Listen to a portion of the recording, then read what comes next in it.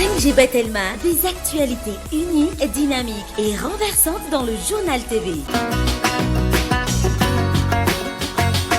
INA, plus raffiné que jamais.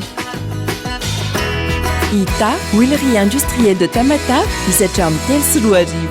Vous présente Ni Vaovao. De beaux projets pour des budgets serrés. Batimax, le partenaire des bons plans.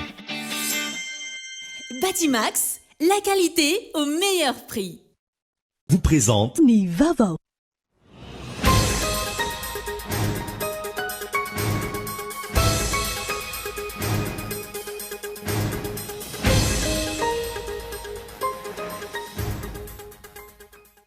Tsy maintsy mahazo ny fankatoavana avy amin'ny vahoaka eny fotony ireo orinasa mialohany hitrandrahana ireo harena kibony tany. Hoy ny vondro ny firaisamonim-pirenena androany, takiny izy ireo ihany koa ny famoahany fanjakana ny politika momba ity sehatra ity. Tsy mifanaraka amin'ny zava-misy eto amintsika ny fepetra ny raisy ny fitondram-panjakana manoloana ny olana isan'ny tokony hiavy ny firenena. Saika mirona makany amin'ny teboka tsy mahamaika ny vahoaka ihany koa ny fepetra sy ny fanapahan-kevitra, hoy ny mpandinika politika iray. Mbola hiakatra hatrany ny vidin'ireo hen'omby sy ny henan-kisoa ao anatin'ny volana maro. Eny fotony no mampiakatra ny vidin'omby, hoy ny varokena nanaovana fanadihadiana. Vehivavy iray monina ao Ambomiangaly commune Ambody-rano no nalainy rojolahan-keriny nandritra ny ray volana mahery. Vola mitetina telonjato tapitrisa ariary ny fitambarany azony rojola, natao takalonaina tamin'ireo olona maro no samboriny. Maresaka iraisampirenena tao atsinanany Afghanistan. Olona 20 farafahakeliny no maty ary mahery ny 3 arivo ny trano fonenina rava. Noho ny fiakaran'ny rano taorian'ny rotsakorana tany an-toerany ny Alahady 2 Aogositra lasa teo. Mbola hitohy anatin'ny andro maro ny rotsakorana, hoy ny fanazavana. Ny antsiprian'izay.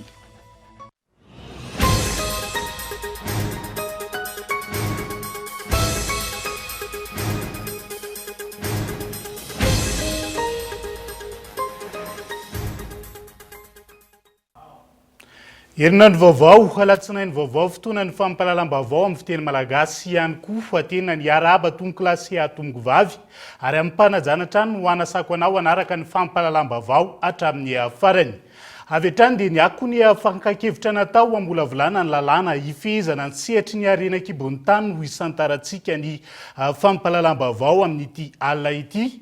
Tsy maintsy mahazo ny fankatoavana avy amin'ny vahoaka eny fotony ireo orinasa mialohany hitrandrahana ireo harena kibony tany ho ny vondra ny firaisamonim-pirenena tamin'ity androany ity, takin'izy ireo ihany koa ny famoahany fanjakana ny politika momba ny sehatra. Izay no isan'ny songadina nandritra ny famaranana ny atrikasa fakan-kevitra ho famolavolana ny kôda mine onona sainy. Anto mampikatso ny fiodinan'ireo orinasa mpitrandraka harena kibony tany eto amintsika amin'ny ankapobeny ny fanakanan'ireo vahoaka eny fotony fitrandrana saina atao. Ohatra amin'izany ny orinasa mitrandraka ny volamena ny Mananjary, eo ihany koa ny Basitoliara manao ny Fasimainty any Atsimonosy. Manomboka aty amin'ny fanjakana no mahatonga ny olana hoy ny firaisamonim-pirenena. Ny lalàna eto amintsika tsy mitaky afa-tsy ny fahazahon-dalana ara-tontolo iainana.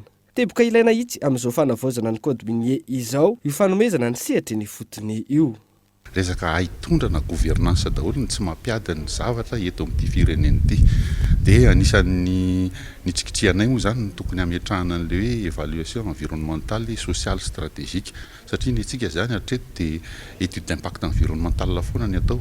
Tonga le efa vita ny fanarahana ny fanjakana sy ny le sehatra tsy miankina dia izay dia atao iny. Kanefa tokony misy mila filakevim-bahoaka mialoha zany ny fandaharana asa rehetrarehetra eto amin'ity firenena ity, tsy minina ihany sy ny harena kibony tany ihany fa ny investissement rehetrarehetra. Tokony apetraka misy zany ny politika mpanjakana amin'ny resaka minina satria ity masy lalàna fa tokony eloava amin'ny politika ny lalàna amin'ny fitantanana ny harem-pirenena. Satria izay tsy manana va tonga indray filoha anankiray, tonga indray ministra anankiray dia aovaova foana le resaka na tsy miatra le lalàna. Mahazava-dehibe ny fametrahany politika mpanjakana momba ny harena kibony tany io ho iatra ny fanazavana ny tsy ahafahan'izay mpitondra mifandimby anova araka izay ity ny fitantanana ireo harena. Politika izay tokony antsona ny hery-velona rehetra tahaka ny atao amin'izao famolavolana ny lalàna izao mba tsy ho tombontsoan'ny mpitondra ny olona ara-pamena. Ankoatra izay tanatin'izao atrikasa izao ihany koa no nanairan'ny firaisamonim-pirenena ny fomba fampiarana ny lalàna eto Madagasikara.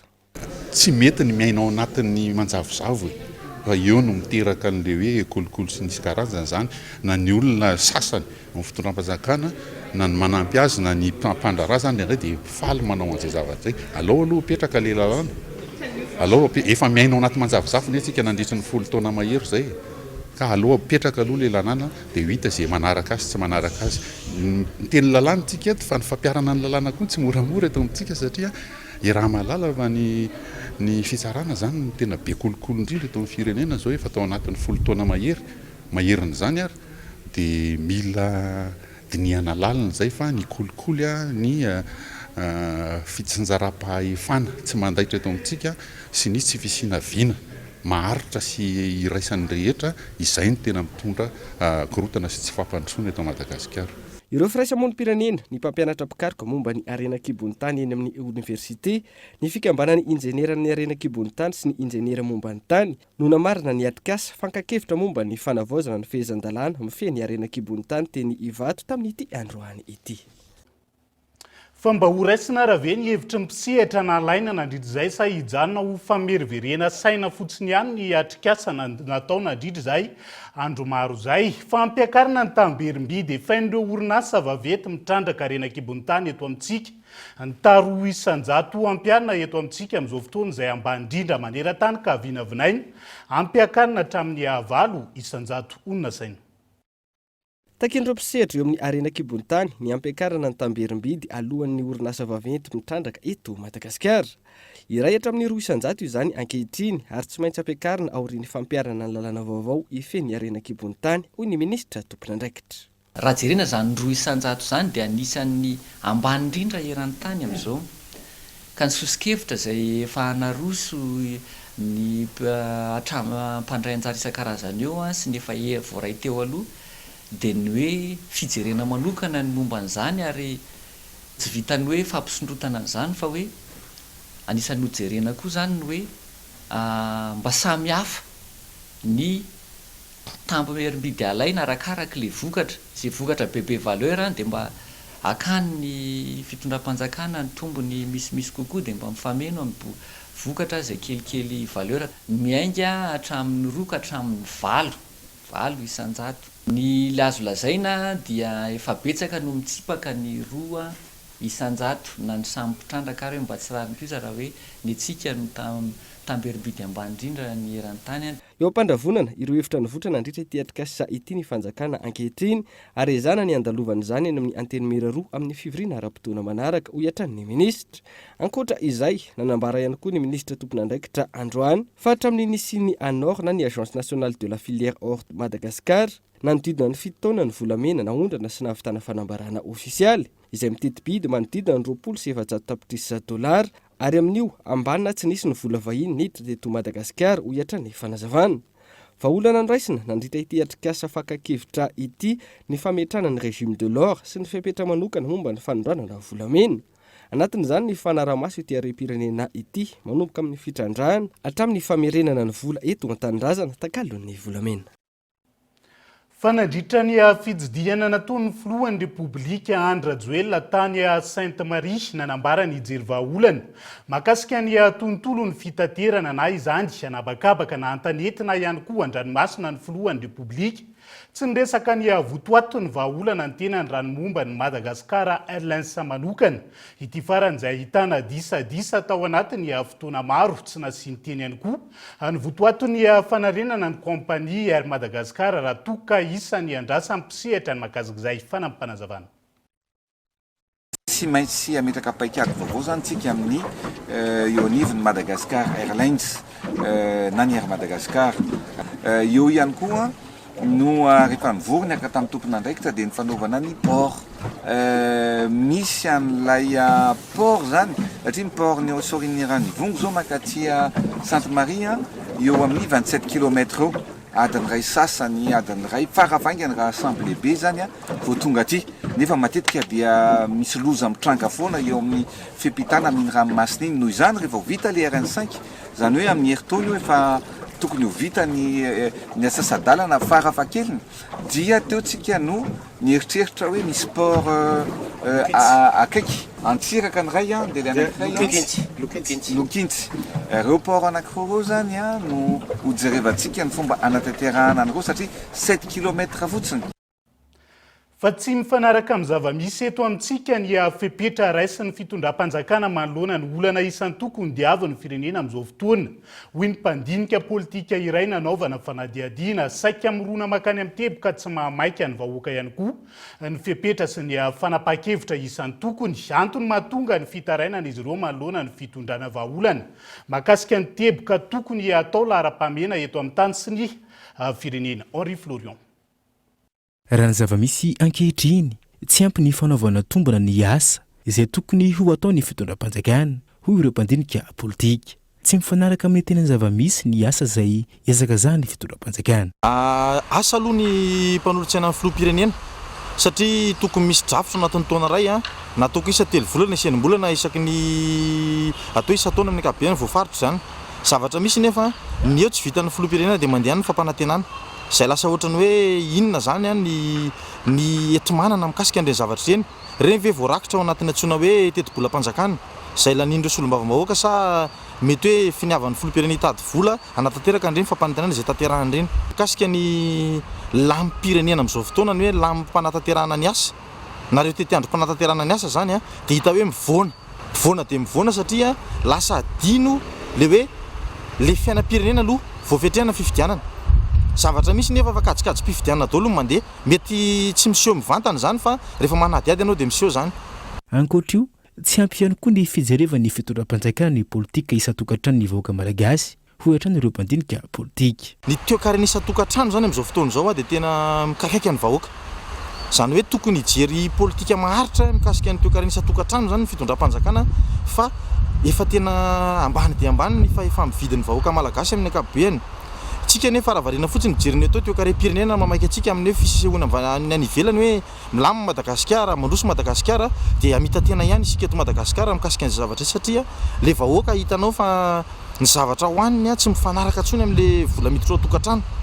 Ireo zavatra ireo zany tokony hijery politika maharitra ny fanjakana raha misy zavatra mpanantenana zany zao dia hoe inona ny paikady eo amin'ny fananana asa, inona ny paikady ahafahany vahoaka mivelona mavelo tena amin'ny ankapobeny mihitsy entiny ahafahany miaina eo amin'ny fiainana andavanandrony sy ny ataoko hoe raha misy farariny ny fianakavianareo na tokantrano ho aiza izy ireny.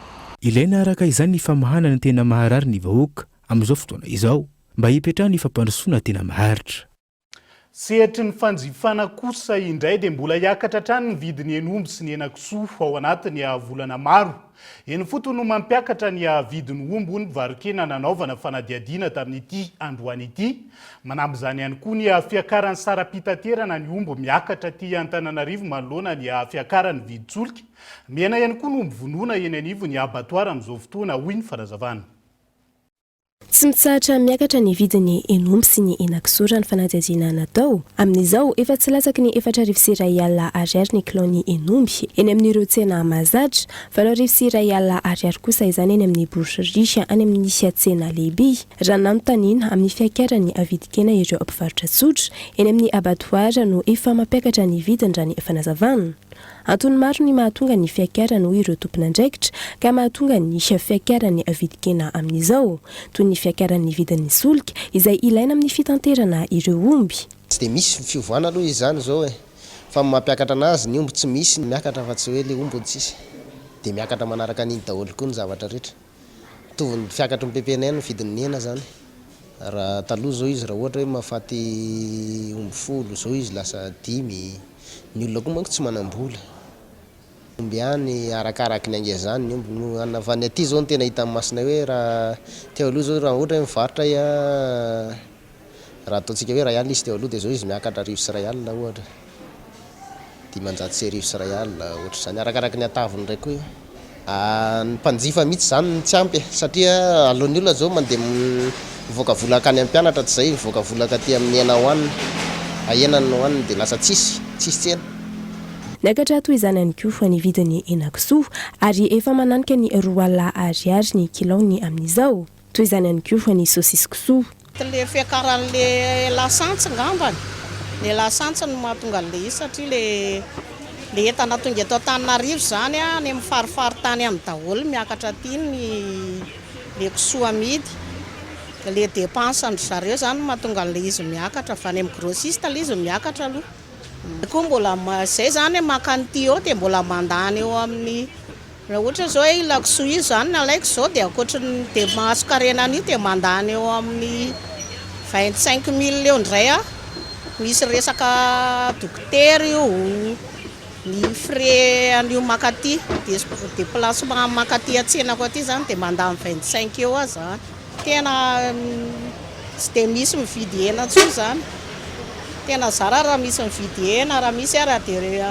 sasako mifefany izany dia rabe tabe indray ary tena miangavy hoe 5 000 fa mividianan'olona hena dia nefa ny zay koa zany mainty alafo dia manome dia ohatr'izay sisa fitazomanaina zany sisa fivarotan-kena raha ny fanadihadiana natao tamin'ny taona 2024 manodidina ny 5 kilao isan-taona ny fantsifanana henan-kisoa sy henomby ho an'ny olona anankiray taremarika izay ambany lavitra noho ny salanisa fantsifana hena eto Afrika amin'ireo firenena mitovy sokajy amin'ny Madagasikara sy tsahatra hena ny fantsifana ny hena noho ny fiakaran'ny vidiny.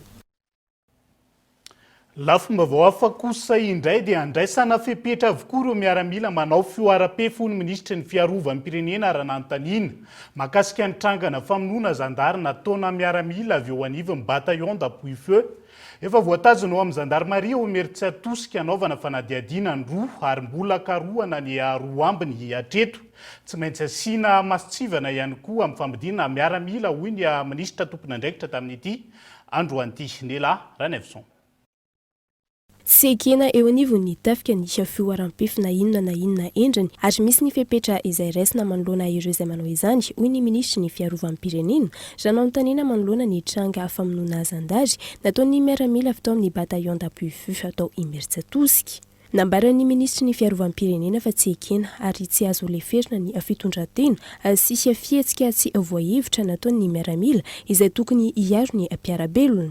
Ankehitriny dia efa mandray ny andraikitra rehetra mikasika an'izany ny gendarmerie sy ny eo amin'ny état-major ny rotafika ary efa misy ny fisamborana satria izy ireny koa dia raha ny fahafantarana azy dia atao hoe anaty situation irrégulière zany hoe tsy ara-dalàna ny voan'izy ireny ny toby misy azy ka dia mandray ny fepetra rehetra mikasika an'izany ny toeram-pibaikoana rehetra ary izany indrindra no anamafisana ny masitsivana eo amin'ny resaka engagement sy fampidirana miaramila mba tsy sina jolasa natr'izany tafiditra anivon'ny folo alindary alana amin'izany indrindra no mahasarotiny ny ministère fiarovam-pirenena sy ny état-major ny rotafika amin'ity resaka engagement sy fampidirana miaramila ity satria ny sabotsy lasa teo finoany tranga ny famonoana ny zandary première classe sy asandra Ratsimandresy avy eo amin'ny gendarmerie pirenena izay nataon'ny miaramila avy teo amin'ny bataillon d'appui feu.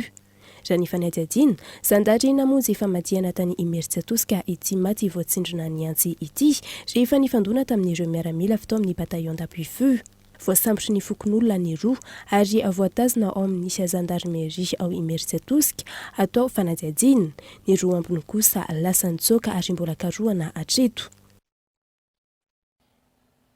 Fa manoloana ny resabe mandeha makasika ny loko ny fanomezana natolotry ny filohan'ny repoblika ho an'ireo mpizaika hanatrika ny andro maneran-tany ho an'ny tanora izay atao ho an'ny Antsirabe nitondra fanazavana makasika izay tamin'ity androantiny teo anivon'ny fiangonana katolika. Tsy misy idiran'ny loko sy ny resaka politika ny fanomezana raha ny fanazavana. Tsy misy idirany resaka politika velively ny fitaovana maro samihafa miloko volomboasary nomeny ny filoham-pirenena mivady ho an'ireo mpizaika hanatrika ny andro ny tanora na ny GMJ atao any Antsirabe raha ny nambara ny évêque tompon'andraikitra androany.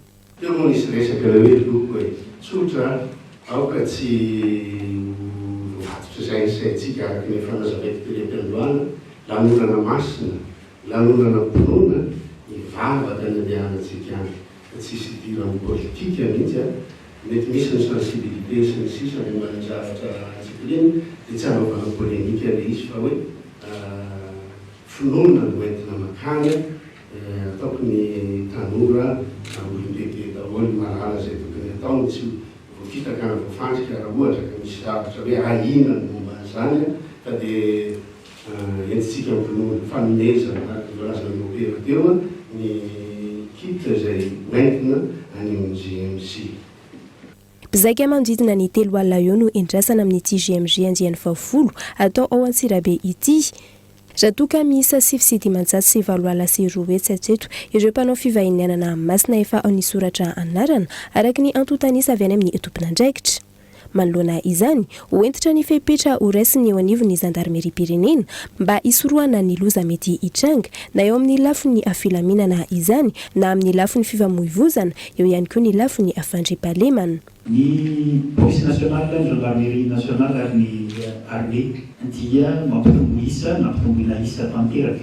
Ny fanaraha-mason'ny lalana indrindrandrindra zany dia ahafahana misoroka ireo zavatra voalazako teo aloha ireo dia nampitomboina isa zany hoe isy ny fanaraha-maso izay voatevenina misimisy kokoa tsy toy ny mahazatra fa mampitomboina isa izy ireo ary indrindra ny any amin'ny toerana anatanterana azy ao Antsirabe dia efa misy lamin'asa maromaro amin'ny fitsinjaran'asa zany ahafahana mijery manokana satria sanatria misy ny olona izay mety teny amiko zany entanotana ratsy ka anao azo-parana dia efa mivonona amin'ny alalan'ireo vonjitaitra na ny atao unité d'intervention zany ankoatran'ireo fanaraha-maso efa atao mialoha. Ho totosaina any Antsirabe ny 17 ny volana Aogositra ary tsy farana ratsy ny 4 ny volana Septambra ho avy izao ny andro ny tanora katolika na ny GMG andiany Vaovao amin'ity taona ity. Lohahevitra hoentina amin'izany ny andian'ny tenin'ny soratra masina ao amin'ny asan'ny apôstôly toko fa 4 andiny fa 1 mitsangana afa ataoko vavolombelona ny zavatra efa hitanao ianao. Fa misy fihenam-bidy goavana ny vidin'ireo entana ilaina amin'ny andavanandro eny anivon'ny magazainy Aout amin'izao fotoan'izao tanjona ny anampiana ny isa-tokantrano eo anatrehan'izao fiakaran'ny vidiny etan'izao. Lutte anti-inflation na tolotra miady amin'ny fiakaran'ny vidim-piainana. Io no atolotry ny jumbo sy score ho an'ny mpanjifa rehetra eto Antananarivo sy any amin'ny faritra. Ireo entana ilaina amin'ny fiainana andavanandro na ny PPN no voakasika ity tolotra ity raha ny fanazavana trany. Tonga soa eto amin'ny score talata maty. Amin'izao volana Aogositra zao dia manana tolotra manokana ny jumbo sy score mahakasika ny entana PPN. Nanomboka tamin'ny 1er août ilay tolotra ka hatramin'ny 31 août. Manerana ny magasin rehetra jumbo sy score. Raha ny alafon'ny vidim-piainana ankehitriny, hoy ny tompon'andraikitry ny varotra ao amin'ny jumbo sy score, tsy azona entana firy intsony ny vola ray hetsy ariary. Karazana entana PPN misy 30 isa no azon'ny mpanjifa ao amin'ny jumbo sy score amin'ny vidiny 5,000 sy 7,000 ariary, hoy hatrany ny fanazavany. Ao anatin'ny 5,000 dia ahitana vary, menaka, siramamy, biscuit ho an'ny ankizy, farilaka, ny zavatra rehetrarehetra ilaina amin'ny andavanandro. Ny entana dia afaka mandeha antsinjarany fa tsy voatery vidinao daholo ny ao anatin'ilay 5,000 zany hoe raha ohatra ianao ka mila vary fotsiny dia afaka mividy vary ianao amin'izay isa tadiavinao arak'izay koa ny menaka, ny rano izay tadiavinao. Zakan'ny fahefan'ny vidiny tsirairay ny entana ilaina amin'ny fiainana andavanandro na ny PPN amidiny amin'ny jumbo sy score hoy ny tompon'andraikitra. Tonga avy aty amin'ny magasin jumbo sy score izay akaiky anao fa tsisy ahinany amin'ny abetsaky ny entana fa mahafapony rehetra. Tsy aivina fa tahaka ny efa fanaon'ny jumbo sy score isan-taona. Ahitana tolotra miavaka ihany koa ireo fitaovam-pianarana eny amin'ny magazay rehetra manerana ny nosy amin'izao fiomanana ny fidiran'ny mpianatra izao. Ankoatra ny eny talata maty. Ahitana magazay jumbo sy score ihany koa ny eny Akorondrano, eny Amdigy, eny Tanjombato, eny Antsahabe ary eny Taosy. Izay ihany koa no entintsika miala sasatra vetivety anaty doka fohy mahakasika ny faripaizan'ny mpianatra io ihany koa no mahakasika ny vehivavy iray. Nalaina ankeriny nandritra ny ray volana ary nandoavana 5,30 tapitrisa ariary vao afaka rehefa avy eo no anarahantsika izay.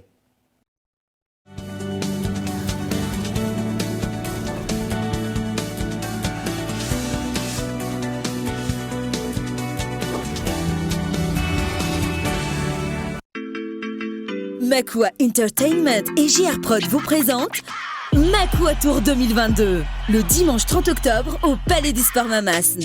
Un spectacle inédit hors du commun avec Shine, Denise, Jasmine, Boy Black, Dalvis, Shadowbanks, Lion Hill et Eljo. Les billets sont déjà en vente sur Ticketplace. Sponsor officiel, Telma.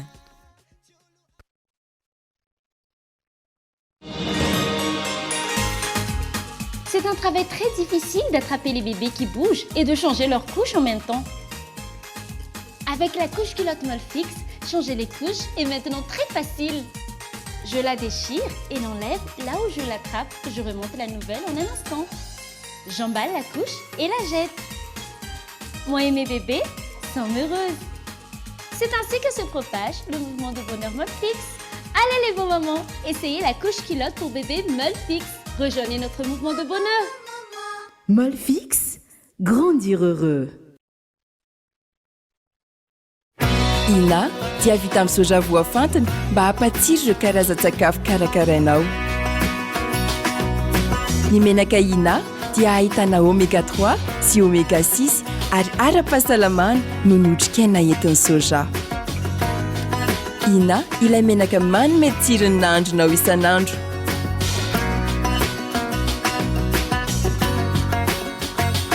Ina, plus raffiné que jamais. Ita, huilerie industrielle de Tamatave, misatra amin'ny telo sy roa arivo.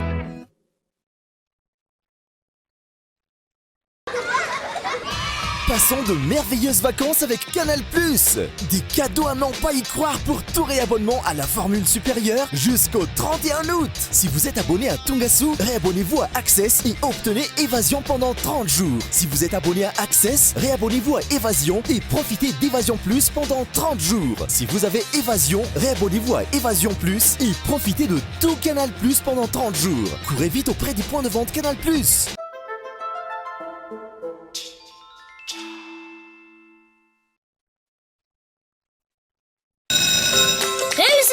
Avec Bic. Retrouve dans tes magasins habituels les crayons de couleur et les feutres Bic Kids, les ardoises et marqueurs Velleda, les correcteurs Tipex, les crayons Écolution et les stylos Bic Cristal. Vive la rentrée avec Bic!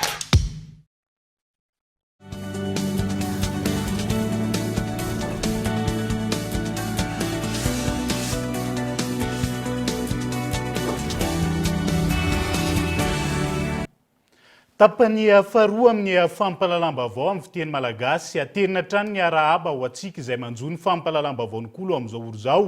Isan'ny tarantsika izany dia niena ny faripahaizan'ireo mpianatra araka ny voka-panadinana bakaloriata amin'ity taona ity.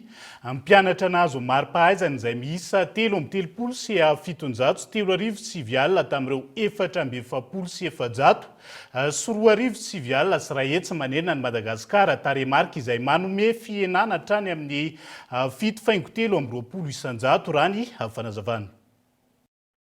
7,7 amby 20 isanjato ny tany ireo mpiadina afampanadinana bakalorea amin'ny ankapobeny araka ny valim-panadinana ofisialy ary raika amin'ny 7,7 isanjato anireo ny safidy ny taranja teknika. Isan'ny antony nampitotongana ny vokatra hoy ny Association des directeurs des écoles privées de Madagascar ny fisian'ny Covid-19. Ireo mpianatra nanala fanadinana bakaloreata amin'ity taona ity izay niaran'ny fiboana nandritra ny ireo taonany sesy. Dia mivoaka soamatsara tokoa moa zany ny valim-panadinana baccalauréat dia fahitana azy amin'ny ankapobeny zany dia ena zany ny taux de réussite. Dia aminay manokana zany dia io zany le vokatra le Covid-19 zany le amehana ara-pahasalamana le fipetrany raisina betsaka loatra le fanapatapahan'ny ankizy fa le fanapahana tsy vahaolana mihitsy ny fanapahana dia normal be le izy raha ohatra ka midina ohatran'izao zany dia fanampy an'izay ihany koa dia tena variana dia tena variana mihitsy zany ny ankizy amin'izao fotoana izao amin'ity le teknôlôjia efa mandroso ity. Raha oharina tamin'ireo taona teo aloha ambony ny sivana tamin'ny fitsarana ny fanadinana raha ny fanazavana hatrany. Nahitana fiakarana ny salanisa farany ambany izay hotratrarana ho an'ireo mpiadina nanala fanadinana. Teo amin'ny lahazadina aloha raha fijerina azy zany dia atonony tsara ho an'ny mpianatra reny eo ihany koa zany a ny fanapahan-kevitra zany a amin'le noty farany ambany a amin'ny afaka zany somary ohatrany entitra kokoa zany ny teto Antananarivo avo zany a ilay salanisa hotratraran'le ankizy kanefa tokony mba natao a nijerena arakaraka le zava-misy ny ainana teto Madagasikara zany a ny tokony zay ny le hoe délibération le fanapahany hoe misy an'ireny toe-javatra reny a tokony mba misy kely ihany ny fanalefahana zany fa ohatran'ny disona sika loatra zany le mpitsara tamin'ny isan'ny mety ho antony izao fampiakarana ny salanisa farany ambany hotratraran'ireo mpiadina izao na ny délibération raha ny fanazavana hatrany eo ihany koa ny fahavitsin'ny mpianatra azo ny université Antananarivo raisiny ny anjery manontolo izay nahitana fikorontanana tato ato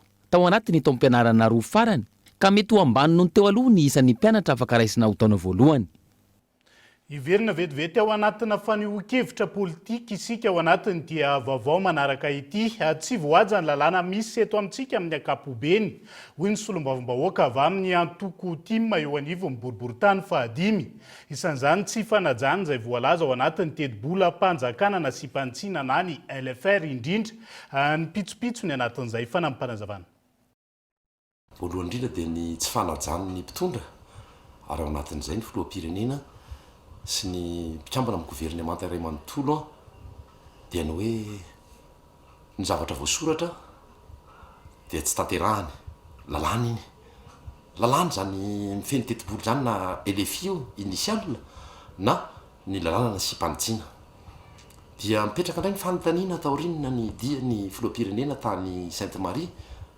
ny amin'ny hoe hividy fiaramanidina dia aiza anaty teti-bola moa nisy an'izany mampimetra-panontaniana dia fiaramanidina firy no vidiana dia fiaramanidina manaona ny tetibidina raha izay voasoratra atao ihany koa ne ireo le vatsim-pianarany reo anivelany na le bourse extérieure zany zay nifoanana dia ho atao inony reny vola ireny makay zany lalany fanontaniana mbola tsy nahazombalina zany toy ny nampiasana ny vola tamin'ny Covid fa ireo mponina tao amin'ny commune Ambohijanaka sy ny teny Ambohimanarina boriboritany fa enina ndray tamin'ity androany ity no nisitraka ny hetsika famarotana ny fitaovam-pianarana amin'ny vidiny mirary izay karakarainy ny fikambanana vehivavy malagasy miara-miainga hetsika izay natao fanalana ny fahasahiranan'ireo ray aman-dreny mpianatra indrindra anatin'izao fampidirana mpianatra izao Gaeton Andrianjilavo taoriny ny teny amin'ny commune Ankarobato ny toy androany teny Ambohimanarina ao amin'ny boriboritany fa enina ny fivarotana fitaovam-pianarana amin'ny vidiny mirary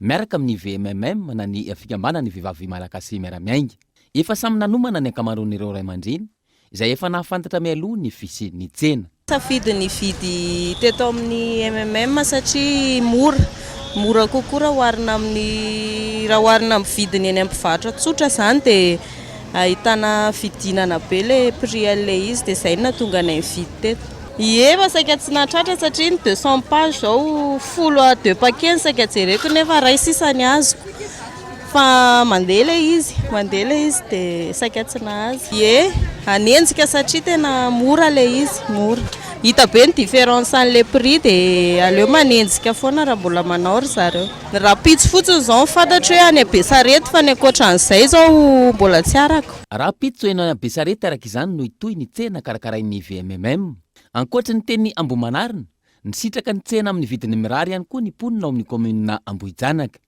tena efa nampitovy mihitsy ny ako fa le teto zany hitako hoe mirary tena mirary ny vidiny dia tonga dia teo daholo vidiana izy rehetrarehetra izay ilaina zany misy izay ilaina teo amin'le eto manana tsampy dia zafikely vakiray mianaka dia tsampy volako dia vidiako tsikelikely mora le izy dia izay no nanintona vidy teo atao intelo metaona ny tsena karakarain'ny vehivavy malagasy miara-miainga eto Ambohijanaka tanjona amin'izany ny sitrahan'ireo ray aman-dreny rehetra ny fanampiana tahaka izao dia entanitsika satria amin'ny vidiny tena mirary izany hoe izay angalana azy eny amin'ny mpamigady ihany no hamarotanay azy ho fanampiana ny ray aman-dreny mpianatra rehetra satria efa iarahantsika malala moa ny vidim-pianana amin'izao fotoana dia tonga izahay manome fanampiana ho antsika ray aman-dreny rehetrarehetra dia misaotra betsaka mankasitraka tompo dia hisaorana ihany koa ny mpiara-miasa rehetra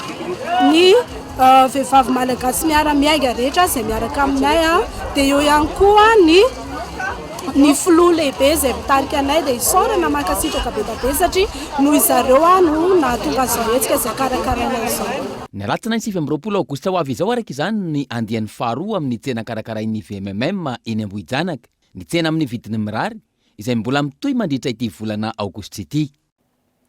Fa hiazo antolo iara vetivetsika ao anatin'ity vaovao manaraka ity, rava ny tournoi AZF na ny fifaninanana iraisan'ny pirenena ho an'ny mpiasam-panjakana izay natao tao amin'ny campus manday tolo iara tamin'ity androany ity. Antony nahidin'ireo mpianatra ny vavahady be ary nataon'izy ireo soudure ireo mpianatra izay manao fitokonana mitaky ny bourse réclamation tsy nanova zavatra tamin'ny fifaninanana izany ankilany ontompon'andraikitra fanampanazavana. Misy foana plan B zay. Nandeha compétition teo anatiny vita compétition kosa. Nisy ny zavatra ina dia fa nisy plan B araka le resaky zay manana terrain maromaro tiliara. Tsy olona sakana vita daholo match rehetra rehetra. Zay tokony atao teo amin'ny 15 mandeha andraza. Zany hoe miova toerana zay ny fe zany afa-po zay tsy sakatsaka. Tena mety manana misy manana culture politique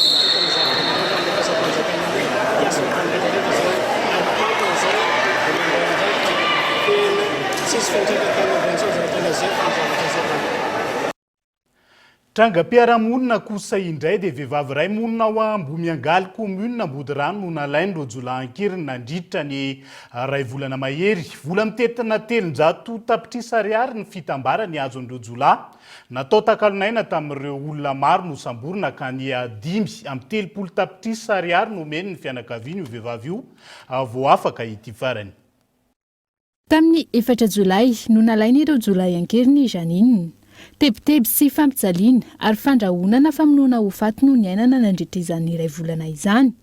Isan'ny niarany herisetra maro samihafa mihoatra ireo olon-kafa nalaina ankeriny Janine. Manampitrotraka izany, ny dia tongotra lavareny nanjo azy raha ny fijoroana vavolombelona nataony. Dia raha ny zavatra niainana tany zany dia tena mafy dia mafy mihitsy. Ny zavatra niainako tany, niainanay dia tena mpandanana zany dia fa tena atotoroana be. Dia ny fitafiana moa dia rovotra mpandanana, ny lalana moa dia sarotra. Io tongotra io dia potika daholo ina rahatra avy tany. Dia io moa zany dia nisy 5 andro ty zay nandeha tongotra. Dia tonga tany amin'ilay toerana. Ka rehefa tonga tany amin'ilay toerana zany zay dia tsy mba misy trano koa any. Fa dia milasy kely reny dia anaty ala be mikijana, orana na inona dia lany amin'ny vatana fotsiny sy lamba tsinitsinina. Andian'olona mirongo-basy mahery vaika miisa 12 no nakan-keriny azy ary nitondra azy tany anaty kirihidrala. Manodidina ny 12 kosa ireo jola nitazona azy tao an-toerana raha ny fanazavana. Vola mitentina 300 tapitrisa ariary ny totalim-bola no taken'ireo jolay ho takalonaina ary samy nangalan'izy ireo vola avokoa ireo olona maro nalaina ankeriny niaraka tamin'ny Janine. Ny mialso 20 tapitrisa. Dia ny an'ny tsy lavina 12 tapitrisa. Zay zany ny ray toerana tamiko. Misy tobin-jareo any. Ary zareo tsy olona tokana fa manana ekipa hafa zareo. Le toerana aloha fa maheno sisindresaka resanjresandra hoe akazo volo moa le toerana resanjreo anala volo. Nandritra izay iray volana mahery izay, ny findramonina niaraka tamin'ireo jolay ireto olona ireto. Tsy nisy namantarana azy moa ireto olon-dratsy ireto raha ny fanazavana ary saika manao ireo fitem-paritra samihafa ireto farany. Nisy ireo izay nanao fiakanjo ny mpitandro filaminana raha ny fanazavana hatrany. Zareo koa zany manana tenue zareo. Manana tenue miaramila zareo. Dia ana miaramila misy aloha le tena hitako fa le zandarina zany hafahafa loko fa ana miaramila misy le tenue. Misy sorta pataloha tapaka dia misy lava. raha ny fanadihadiana tondrombolitra tsy fialonana no antony nakana ankiriny anizanina vola mitentina 20 tapitrisa no notakiny atodony kotrika ny asaratsy 5 tapitrisa tamin'izany no naloha ho takalonaina rehefa hitan'ireo jolay fa tsy nanana fahefana ny anefa izany ny fianakaviany janina olona iray hatreto no voasambitry ny mpitandro ny filamenana potika ny tanteraka ny fiariny janina amin'izao fotoana ary miantsoavo ny mpitondra fanjakana ireo fianakaviana vokatry ny tebiteby noho ny tsy fandripahalemana any an-toerana. Fa ho tontosaina ny 17 ny volana oktobra ho avy izao ny seho ataony label Makou andraisana anjarana mpanakanto maro mitarika izany Chaine sy Denise izay ambassadeur ny Telma Madagasikara mianta randriana ivo.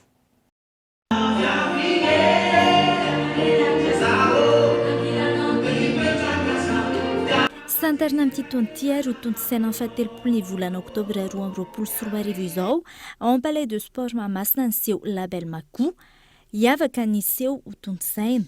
Amin'ny 30 oktobra io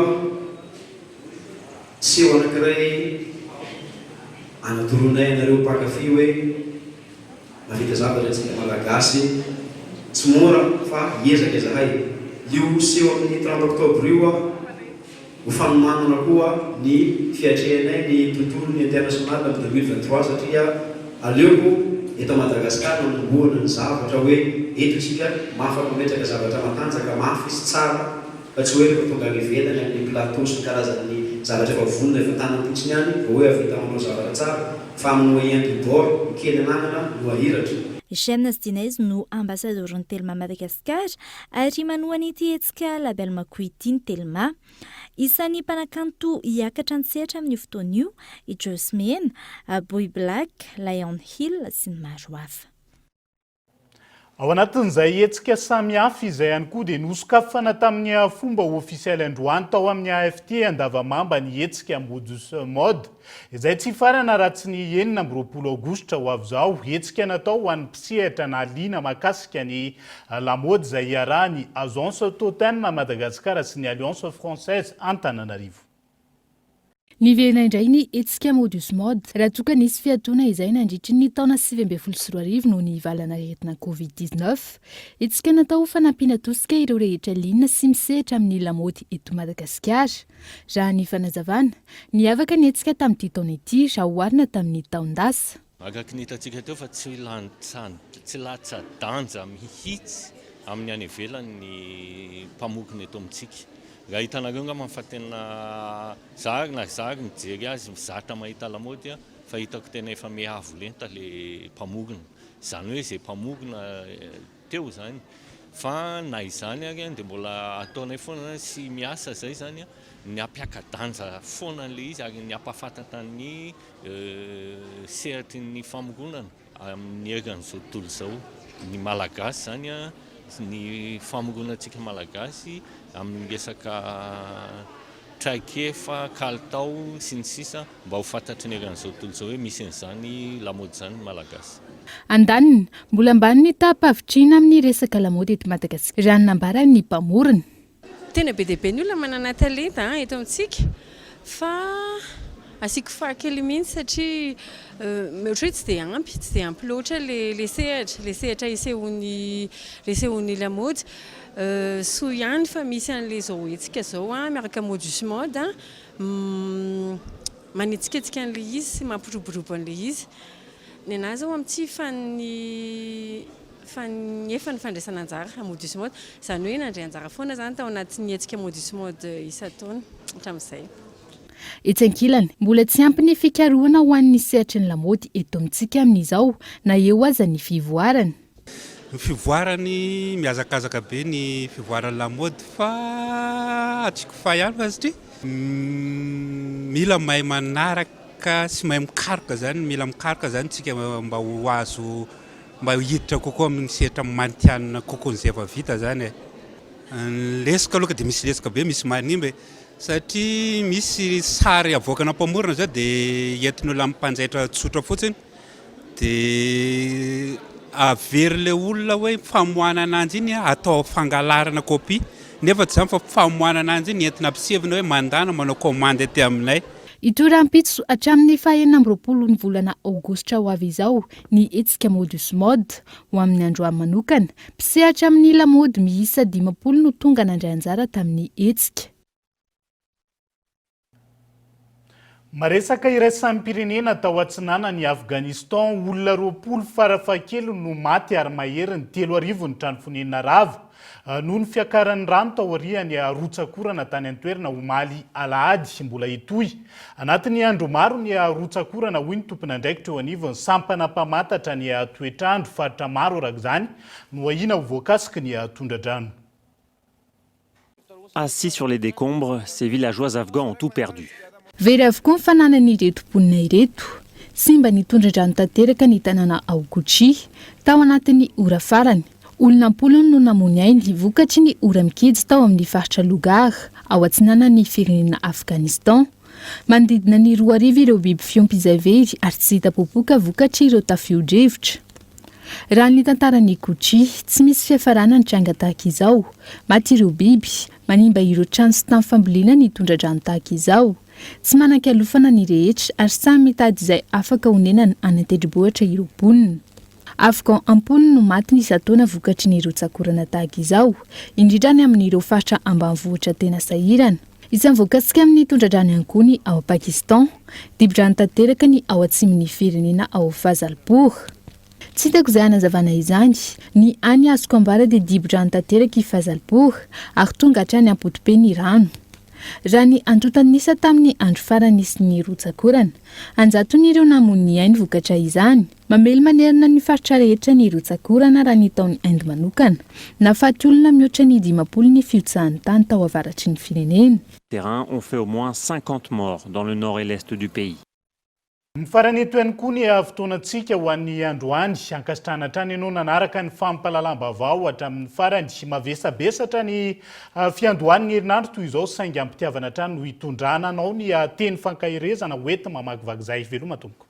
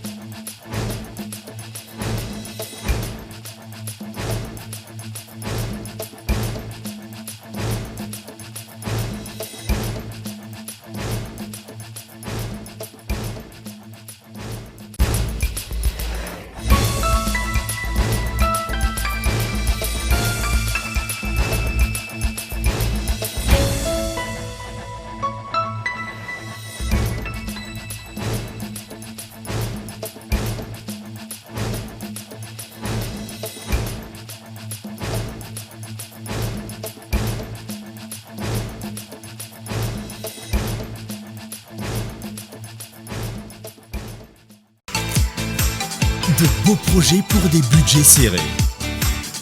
Batimax, le partenaire des bons plans.